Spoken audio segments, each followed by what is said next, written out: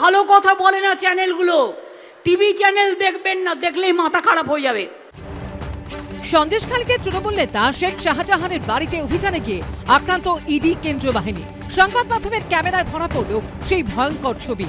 বেধড়ক মারাও হলো সাংবাদিক, চিত্র সাংবাদিকদের। আবার সেদিন রাতেই আরেক তৃণমূল নেতা শঙ্কর আঢ্যকে গ্রেফতার করতে গিয়েও হামলার মুখে পড়ল সেই কেন্দ্রীয় এজেন্সি ও কেন্দ্রীয় বাহিনী। ফের সংবাদ মাধ্যমের ক্যামেরাবন্দি হলো সেই ছবি। আবার চারদিকে তোলপাড়। এই প্রেক্ষাপটে মঙ্গলবার মুখ্যমন্ত্রী বললেন, টিভি চ্যানেল দেখবেন না, দেখলেই মাথা খারাপ হয়ে যাবে। কিন্তু অভিযুক্ত তৃণমূল নেতা শেখ শাহজাহান কোথায়, কার আশ্রয় লুকিয়ে? 100 ঘন্টা কেটে গেলেও কেন খোঁজ নেই শেখ শাহজাহানের? বিরোধীদের এইসব প্রশ্নের উত্তর অবশ্য পুলিশ মন্ত্রী এখনো দেননি। রাজীব কুমারকে বাঁচাবার জন্য মমতা ব্যানার্জি তার বাড়ি যেতে পারেন, ধর্ণা দিতে পারেন, তার চোর নেতাদের বাঁচাবার জন্য তিনি মিছিল করতে পারেন। তো সেই সরকারের কাছ থেকে কি আশা করেন আপনি?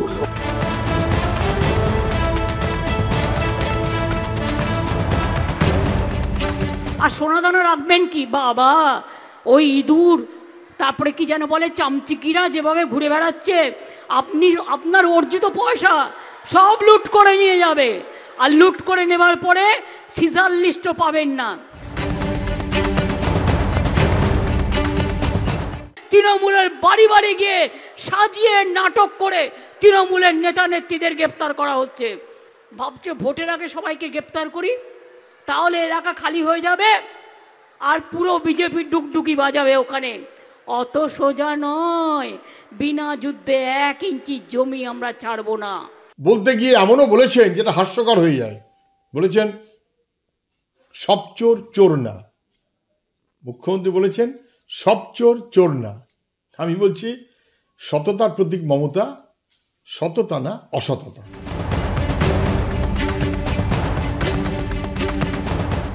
বাগটুইতে যে ঘটনা ঘটেছিল, আমি তো সবাইকে চাকরি দিয়ে দিয়েছি, টাকাও দিয়ে দিয়েছি।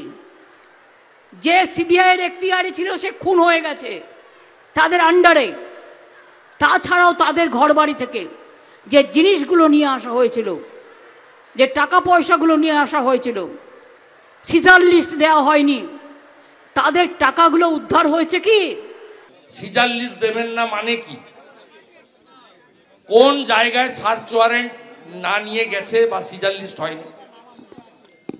এই কথাগুলোর মধ্য দিয়ে এই মুখ্যমন্ত্রী দেশের সংবিধানকে, বিচার ব্যবস্থাকে আক্রমণ করছেন এবং চোরেদের সংরক্ষণ করছেন, কারণ তিনি হচ্ছেন চোরেদের রানী। গ্রিক কিংবদন্তি অনুযায়ী প্রমিথিউস মাউন্ট অলিম্পিয়ার রাজরাজেশ্বর জিউসের বিরুদ্ধে গিয়ে দৈব ভান্ডার থেকে আগুন চুরি করে মানুষকে উপহার দিয়েছিলেন, যাতে মানব জাতির অসীম কল্যাণ হয়। তার উপর রাগে জিউস প্রমিথিউসকে বেঁধেছিলেন ককাসাস পর্বতের প্রস্তর গাত্রে। কিন্তু শত কষ্ট ভোগের পরও অনুতাপহীনভাবে সেই ভয়ঙ্কর শাস্তি বরণ করেছিলেন প্রমিথিউস।